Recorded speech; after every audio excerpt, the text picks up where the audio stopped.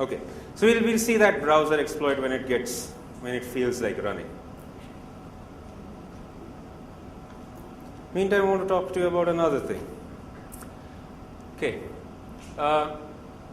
we'll see the browser exploit, then this slide is going to make a lot of sense. But question is, yes, we have the exploits, right? How do we take these exploits to the masses? How do we mass manufacture these exploits, and how do we start owning up a lot of numbers? How do we start grabbing every desktop? Well, there's a lot of things that can come to our aid. You can definitely use Google to search around for places to plant. Google is useful for everything. Google is useful for living. So you can use Google to search around and plant stuff, look for places to plant. You can also use Google to look around for really clever tricks, which we'll show you. You can now start using large networks and large connected users like Facebook or MySpace or now Twitter to start sending your attacks to others. Get people to see them and get people to click them. You can get pretty innovative in this. You can do it by means of some free apps, or you can just start pushing out URLs. You can use SQL injection techniques and just do mass SQL injections in backends and plant your HTML code in the backends. You can use cross-site scripting, but cross-site scripting is a little slow. If you use cross-site scripting coupled with one of these MySpace or Facebook things, if a bug exists, you can multiply it pretty fast. But there's many ways of using these things to get your attacks out to a lot of people. Recently, last year, we've seen a notorious growth in the use of URL shortening services. Bitly, tiny URL is good. There's so many URL shortening services. Users all over the world have now just come to click on them when they see them. Previously, we used to give advice that don't click on a URL without looking at it. If it says like myhsbcbank.com.example.org.in or something like that, it's not going to be HSBC Bank. But now with the URL shortener, you never know. You can never look at your status bar. You can never right-click, view source. All these things go to hell. The only way you know what it is to click on it. And the moment you click on it, you're done. But now everybody's come to use these URL shorteners. People are posting pictures of funny cats in coffee cups saying, haha, look at this, it's bit.ly 33234. And somebody's just going to go and click on it, and that's it, that's done. Sadly, these URL shorteners are here to stay. They're not going away at all. What can we do about that? I don't know. I have no idea. Right, let's see if that demo wishes to run and give us some blessings.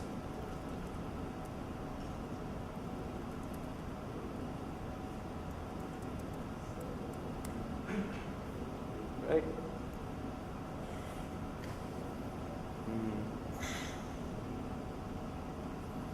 Let me make sure the backend is okay.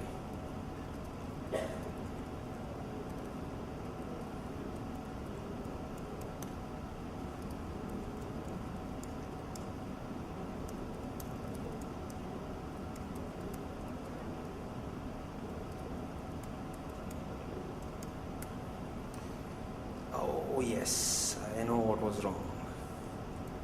Bad shellcode. Alright, now it's going to work. It was not a problem.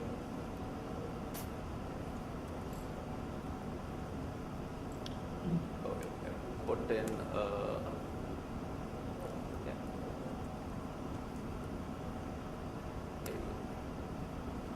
Alright, if luck goes, we have a calculator with us. So we have this, right?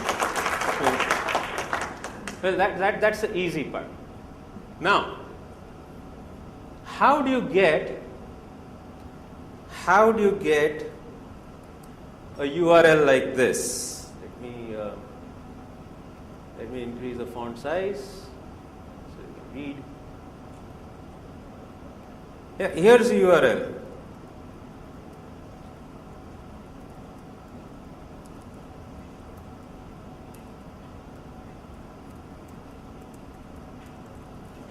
So assume this is the URL. Now, what can we do with all this? Let's see.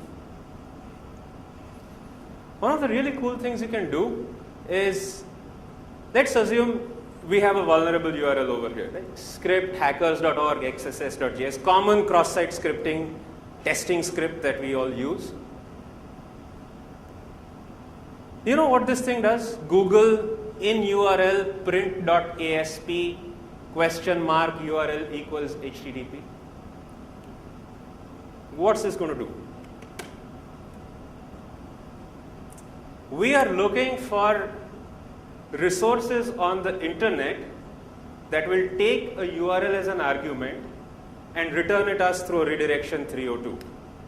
Usually it's like, pretty print this article.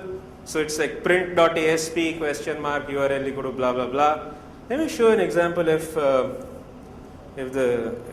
internet still works. Okay. Let's get that demo going. What we're trying to do is we're trying to use other websites to be our URL redirection services. We just give it an argument. Let's say somebody is not happy with this URL, like phpdemo.example.com. If you're looking at no script, it's going to try to block it. And let's say you still want this thing to go in. Then here's what we should do is check this out.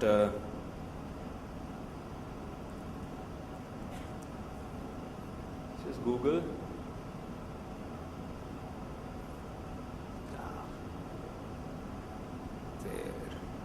Internet is slow.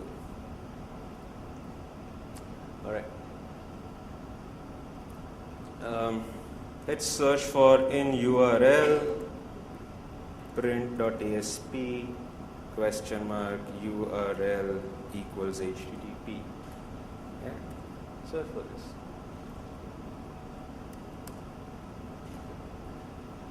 Now you're going to see a lot of URLs come back. I mean, check this one out. phf.org.uk question mark print.asp URL equals phf.org.uk. So whatever you give over here in this URL argument is going to be merrily redirected using a 302 response. So now you can have your script as something like this. Say HTTP. Let's click on this guy. Print.asp. Keep an eye on the top address bar whenever it loads, if it decides to load, because okay. Now check out, the URL was print.asp and now it's become something else. Let's use this one. Let's just use this print.asp URL equals google.com. You do this and you get Google's page, of course, with a couple of arguments added in. Now, if you use something like this in a script tag, if you do something like, script source equals blah, blah, blah, question mark reader.asp, reader.asp, URL equals HTTP. Can't type. Okay, goddamn dashboard. Okay, HTTP.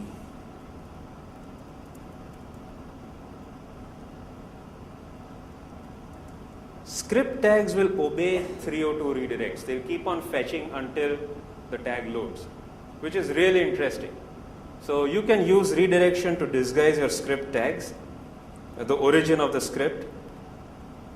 And as if this was not enough, you can bit.ly the whole thing down into one. So double redirect, triple redirect, as many times as you want. And then you just do script source is equal to is good, whatever it is. And this script will be rendered and this script will work. So that's how you start hiding your sources. Now, once we've got our attack vector set, how do we populate to the masses? And let's resort on some classic web hacking. We can always use SQL injection, cross-site scripting, XSS worms, anything in the user land HTTP level to get our code thrown out to the whole world. I mean, this was one of the screenshots of a tool that was planting a lot of mass SQL injection attacks. This tool is basically running Google queries for in URL ASP and A equals to. It's pulling out all the pages which have some parameter, something like, I star.asp A is equal to 29, F3 f.asp A is equal to 18, and all these parameters will be tried for SQL injection. If it succeeds, it succeeds. If it doesn't, move on to the next. So this tool just keeps on harvesting URLs which may be potentially SQL injection candidates and just hits it. If it hits, it hits. If it doesn't, it doesn't. What does this SQL injection do? It injects a script tag in every varchar, in every row, in every table, in every database of your backend with a single SQL query. It's pretty clever SQL. I personally am allergic to SQL, but over the years I know I've learned is you can do a lot of things with cursors and stored procedures and whatnot. So you can create your own proc and then use that to inject into every, enumerate the information schema and use that to inject into every character field on the entire database that you have. And if this script hits, what it's going to do is all the data that is generated from the backend database will now have your JavaScript added to it. Here's an example of a daily newspaper in my city, ahmedabadmirror.com, got hit. This stayed up for around 7 or 8 months before the donkeys even knew they were hit. So if you look at this text, you won't see anything. There's some announcement of a Japanese movie festival and all that. But look at this path marker. You see, all of a sudden, one of these fields you have script source is equal to http iwdown.com e.js. Now, e.js is an unpacking, obfuscated malware delivery mechanism full of common exploits. It delivered 7 or 8 exploits. Here's an instance where it actually didn't render properly because of probably some formatting and all. But if it, in these cases, in these fields, it has rendered properly, you browse to it. If you're vulnerable to one of the 5 attacks that it is serving out, you're done. You're owned and infected, and then a Trojan will be installed on you right there.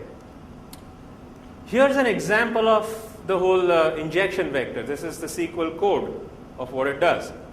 So you declare some cursor procedure-y thingy, whatever it is, and what you do is you append your own script tag. Script source is equal to whatever URL you have, appended to every column which belongs to a user table and its data type is varchar across every object in the database. This is what it does. Let's give it a shot. Let's see. We've got another candidate SQL injection site, so we're going to use that one.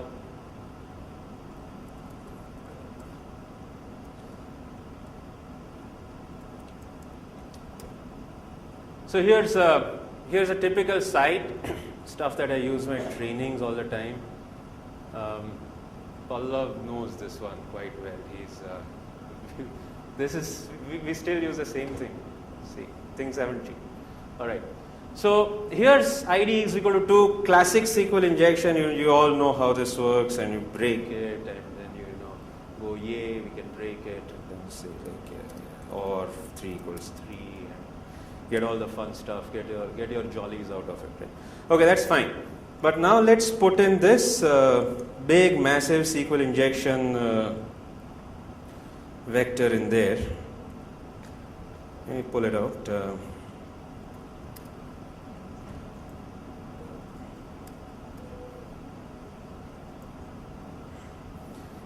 hang on.